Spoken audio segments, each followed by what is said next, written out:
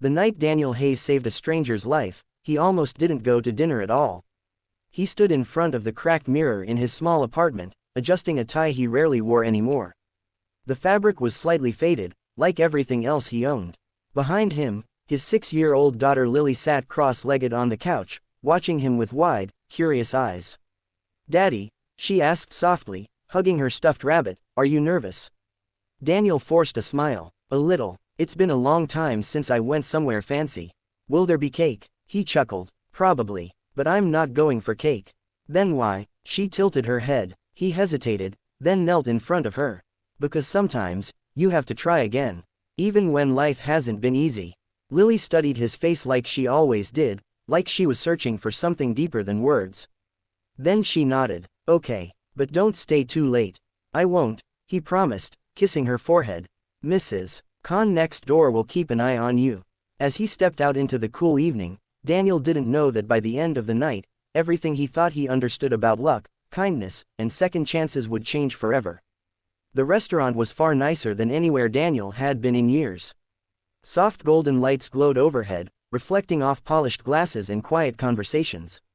He felt out of place immediately, like a man who had wandered into a life that no longer belonged to him. He was meeting an old coworker, Mark, who had insisted on catching up. But Mark was late, so Daniel sat alone, and that's when he noticed her. She sat 2 tables away, elegant, composed, but somehow distant. Her dark hair was tied neatly, and her posture was perfect, yet her eyes looked tired. Not physically, but the kind of tired that comes from carrying too much for too long. A waiter placed a dish in front of her. She nodded politely, thanked him, and began to eat. Then everything changed in seconds. At first, it was subtle, a small cough. Then another. Her hand moved to her throat. Her eyes widened. She couldn't breathe. The room didn't notice at first. Conversations continued. Glasses clinked. Life moved on. But Daniel saw. He was on his feet before he even realized it, his chair scraping loudly against the floor. He rushed to her table as she struggled silently, panic flooding her face. Hey, can you hear me?" he said urgently. She couldn't respond. Okay, it's okay." He moved behind her, his heart pounding. It had been years since he'd practiced first aid, but some instincts never leave you. "Trust me," he whispered. He wrapped his arms around her and performed the Heimlich maneuver once. Nothing. Again. Still nothing. The third time, a piece of food dislodged, falling onto the table with a faint sound. She gasped, pulling in air like someone who had just been given life all over again. The restaurant fell silent now, everyone staring. Daniel stepped back, breathing heavily himself. You're okay. Tears filled her eyes as she clutched the edge of the table, trying to steady herself. "Thank you," she managed to whisper. He nodded awkwardly. Anyone would have done it, but deep down, they both knew that wasn't true. Most people hadn't even noticed. The manager rushed over, apologizing profusely. Staff surrounded them. Someone offered water. Another called for medical assistance just in case. But the woman kept looking at Daniel. Not just with gratitude, with something deeper. After things calmed down, she insisted he sit with her. "Please," she said gently. "You saved my life. The least I can do is share dinner with you." Daniel hesitated, glancing at his empty table, then back at her. "All right." They introduced themselves. Her name was Evelyn Carter. She spoke with quiet confidence, but there was warmth in her voice. As they talked, Daniel found himself relaxing for the first time in months. He told her about Lily, how his wife had passed away 2 years ago, how he'd been juggling work, parenting, and grief all at once. Evelyn listened, really listened. No interruptions, no distractions. When she spoke about herself, she was vague. She mentioned business, travel, responsibilities, but never specifics. Daniel didn't push. Some people carry stories they're not ready to tell. At the end of the night, she smiled softly. "I don't believe in coincidences," she said. "I think people meet for a reason." Daniel shrugged lightly. "Maybe. Or maybe I was just the closest person who knew first aid." She laughed. A genuine, rare sound. "Either way, thank you, Daniel." They exchanged a brief handshake. No numbers, no promises, just a moment, and then they went their separate ways. Daniel walked home thinking it was just that, a single, strange, meaningful encounter in an otherwise ordinary life.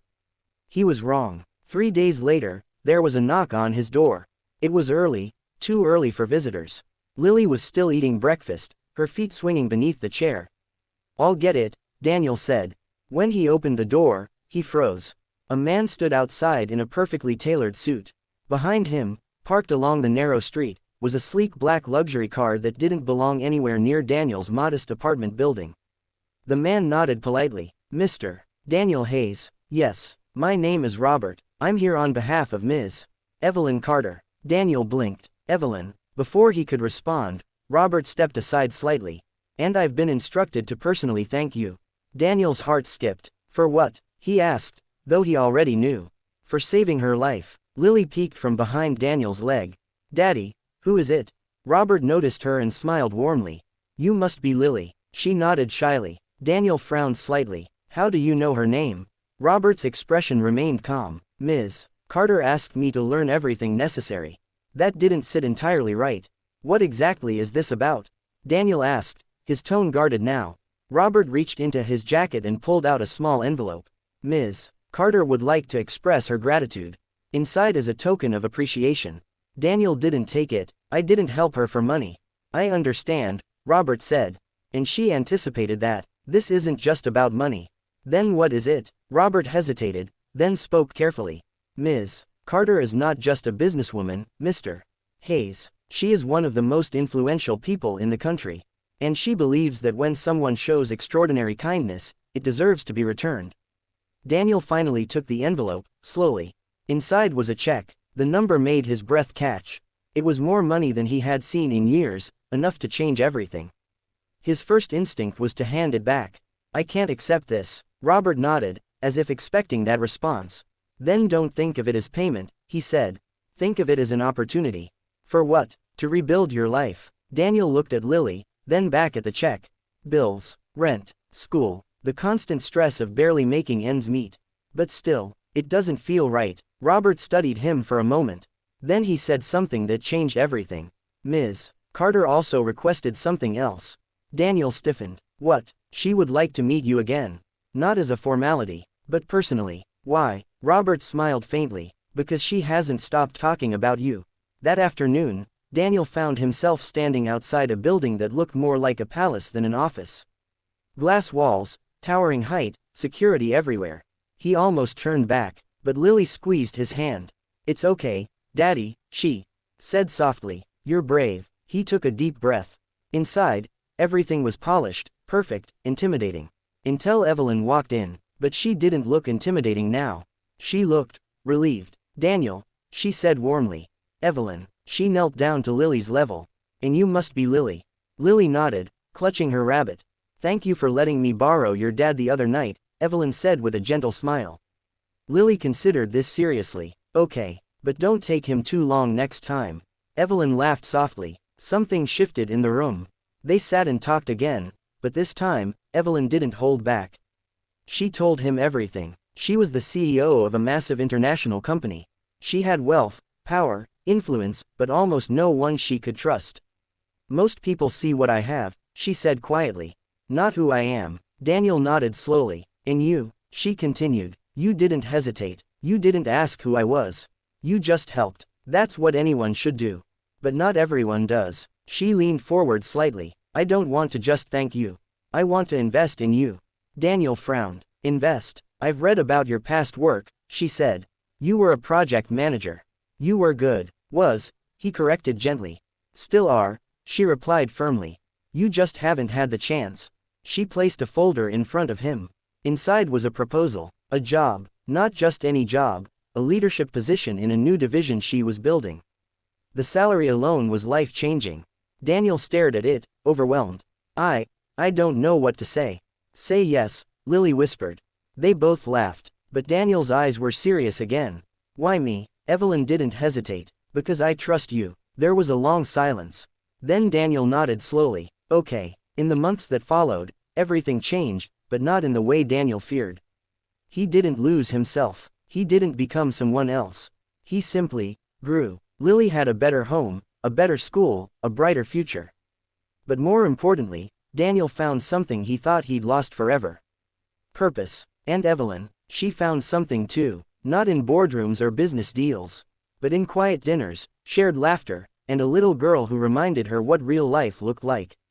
One evening, as they sat together watching Lily play in the park, Evelyn spoke softly. "You know, that night at dinner." Daniel smiled. "The worst choking incident of your life?" She laughed. "Yes, that one." She looked at him, her expression thoughtful. "It didn't just save my life." He raised an eyebrow. "No, it gave me one." Daniel didn't respond right away. He just watched Lily run freely, her laughter filling the air. Then he said quietly, "Funny how the smallest moments can change everything." Evelyn nodded. "Not small," she said. "Just unnoticed, until they matter most." And as the sun dipped below the horizon, painting the sky in gold and orange, Daniel realized something simple but powerful. Sometimes, life doesn't change because of grand plans or perfect timing. Sometimes, it changes because one person chooses to care when no one else does.